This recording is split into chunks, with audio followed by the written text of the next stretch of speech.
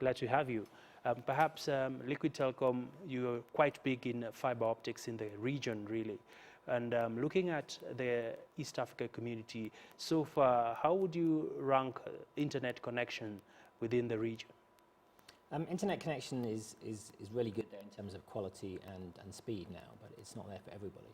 So the fiber networks is giving you sort of unlimited upgradable speed, and with sort of diversity of the networks, more fiber routes making them more robust networks, then the quality's there, and that's what people demand. So once they've got the internet there, they need that. But so unfortunately, not everybody's connected on fiber, so we're using other technologies, and a lot of people connecting on mobile and 3G, which leave you a little bit wanting with the experience sometimes.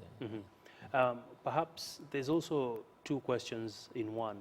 We have internet access, and then there's internet affordability. Looking at this issue of affordability, how affordable is the internet in Africa? It's affordable because it's compared to other countries, really. Yeah, well, it's less affordable than other countries because the income is less. Right? So the costs here are pretty much comparable to how they would be in Western Europe, but the people are spending more. So North America, I was with some Kenyans there in New Year, and they were spending $99 a month on internet. They were streaming everything to their cars, Spotify, everything, all their music's coming via the internet. But not many people are spending $99 here. Not many people can afford that much from a consumer space. So it's the cost here. You get $99 packages, quite good packages from service providers here, but not that many people can afford that much. Yeah. That's true. And looking at now Kenya, what are some of the key projects you'll be delivering in this year and even in 2017?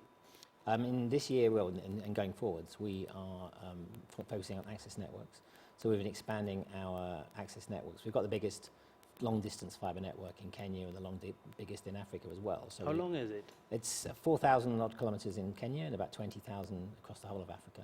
Wow. So it merges Kenya into a whole of a wider African economy in terms of connectivity. And we are expanding outwards fibre to the tower, so the mobile operators are rolling out their 4G networks to give those higher speeds to the consumers. So we're rolling out 400 odd towers in Kenya, so that means that the LTE networks can use the fibre. And then focusing on fibre to the building metro networks. So a lot of metro networks are built in Nairobi and Mombasa, but we're expanding out into other towns, looking at Meru and Kisumu, and rolling out metro networks so that people can connect their businesses with a reliable connectivity there. Interesting that you've talked about the issue of connectivity, and we are seeing there's a push to build smart cities, really, where we find internet connections in the buildings, malls, homes. I mean, this seems really to be the next, actually the wave happening in the country. In terms of smart cities, how are we faring? Well, smart cities are really around automation of city operations. So in terms of readiness for smart cities, a city like Nairobi, in terms of the networks that's there, it's ready. The fiber networks are established, and there is good 3G, 4G coverage over the city. But the applications maybe are a bit far out for what's needed. So an application of smart cities is things like smart lampposts, which means that your lampposts are working out when to turn on and off. But basically, lampposts everywhere would be a good start. So some of the basic provisions are lacking. So the need for digitization of those basic provisions isn't quite there. But there's an opportunity to leapfrog technology. So just as we've seen with mobile phones in Africa, there wasn't fixed line networks everywhere, but we've seen mobile phone technology come in and become the bigger technology. So there's an opportunity with that. But we have also the security cameras, and that's all over the city, all over Nairobi and Mombasa. And that technology, it's been put in for a security purpose, and see how that goes, with the way it works out with the police running that. But there's other opportunities with that technology that's there. So it's flashing and taking your number plates. So that data could be used to start forecasting traffic, doing research around traffic patterns, and even helping out with this traffic problem we have everywhere. Yeah. Oh yes, traffic is a nightmare for many Kenyans. And looking at the other issue, of course, when we have these smart cities, what does it mean for Kenya as a country in terms of us having a competitive edge over our neighboring countries?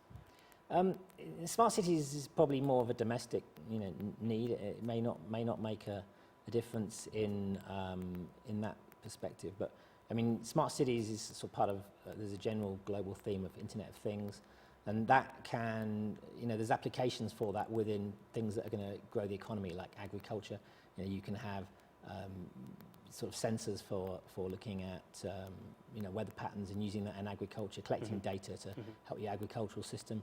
And even wildlife protection. So if you can protect those rhinos and lions, that is going to bring good for the economy in the long run. Yeah. Sure.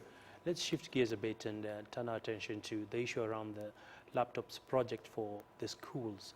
A lot of ICT players have really spoken quite at length about it, saying opportunities for them to have a stake in it are not that open. I don't know what the case is like and what sort of opportunities lie for ICT players. The project has been rolled out of laptops. So in terms of that, openness of that, I have no idea really. But what it means is that it's a digital learning program. So it means that the children who are in schools now are learning, learning by access to devices. They don't really need much tutoring. If you give an iPhone tablet to a 4-year-old child, they pick it up very quickly. But with that access to devices and having trained teachers, I think which is a big part of the program, that's going to bring, in the long run, it's going to bring a more wider population of ICT-enabled kids. Some of those are going to enter our industry. But it's also going to increase the demand for internet. So I know they've been loaded with some content on these tablets. Yeah. But these tablets, I guess, are supposed to last 5 to 10 years, as any hardware device would. So I'm sure that content will need to be refreshed at some stage. And the internet is what gives you, updated content every day. So in terms of the opportunity for people in my industry, it's around providing internet for schools. We have the coverage to do that, and if budget is availed to the schools themselves, or the schools find a way to collect, money from the students and from the parents, then that can bring budget to bring internet to the schools. Yeah. Many thanks, Wen Roberts. That's a good place to end the conversation. Okay, thank you very much.